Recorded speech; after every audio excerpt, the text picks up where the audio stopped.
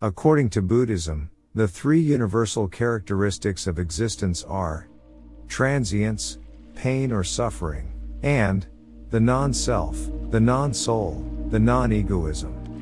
1. Transience.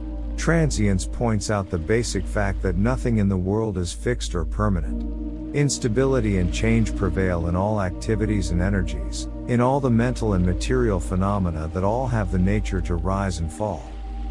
Although the phenomena around us give us the impression that they are permanent and unchanging, in reality they are elusive processes that are constantly changing. We ourselves are not the same people, either physically or emotionally or spiritually as we were 10 years ago or even 10 minutes ago. Therefore, living as we live as moving beings in quicksand, it is not possible to achieve lasting security and happiness. Thus, each person is essentially subject to constant change, as his body, his feelings, his perceptions, his thoughts, etc. change from time to time. 2. Pain, suffering.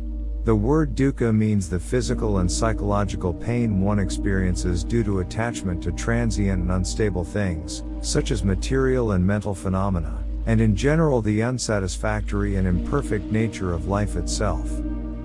The oppressive nature of all mental and material phenomena due to their constant rise and fall thus becomes the basis of suffering, pain and suffering in the unstable world.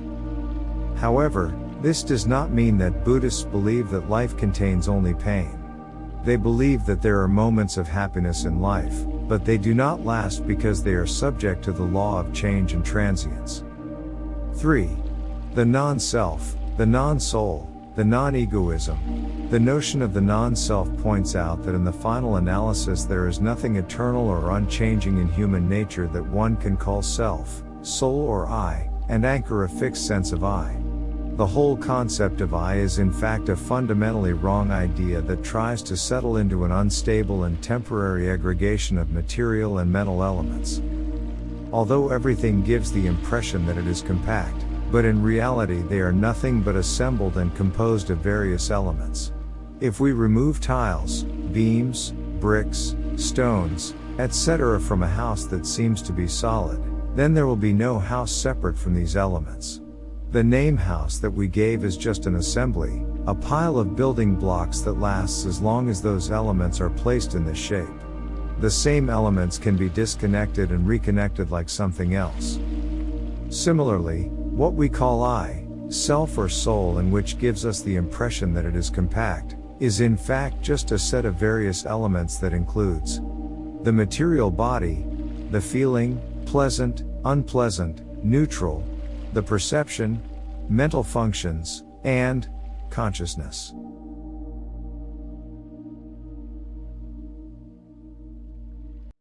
And these elements are constantly changing.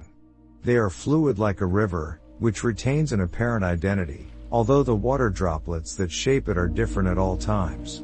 Similarly, a person maintains an apparent identity, which he calls self, I or soul, although the body, emotions, perceptions, ideas, and consciousness that shapes it is subject to constant change and is different every moment. Thus the terms self, I, or soul are an illusion when one tries to identify with one of the five assemblies, or with all of them. In the supreme reality there are only changing processes of physical and mental phenomena that are constantly rising and falling according to causes and conditions which themselves are constantly changing. Rise and fall is a fundamental feature of the entire universe and is characteristic of condition-dependent phenomena. Dependence on conditions, like causality, are integral parts of existence. All phenomena in the material, physical and spiritual worlds are produced by a combination of causes and conditions. They are not absolute, self-existent, unchanging, independent and irrelevant to other things. They are formed, shaped and created by conditions. They depend on and are interdependent on conditions. That is why they are called dependent on conditions. And all conditions are constantly rising and falling according to other conditions and causes. Thus, ups and downs reveal that the nature of conditions is transient, temporary, short, temporary, momentary, fleeting, transient, unstable, non-permanent.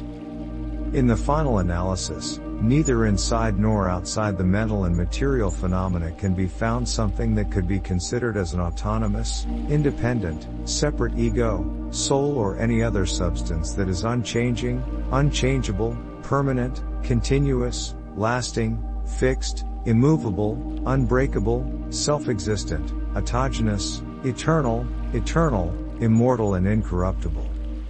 What exists is the changing process of conditions and the effects of conditions, not a being, a person, a woman, a man, a self, something that belongs to a self, an ego and something mine, someone and something that belongs to someone. Beings are complex and constantly changing, with existence not autogenous but dependent on causal factors.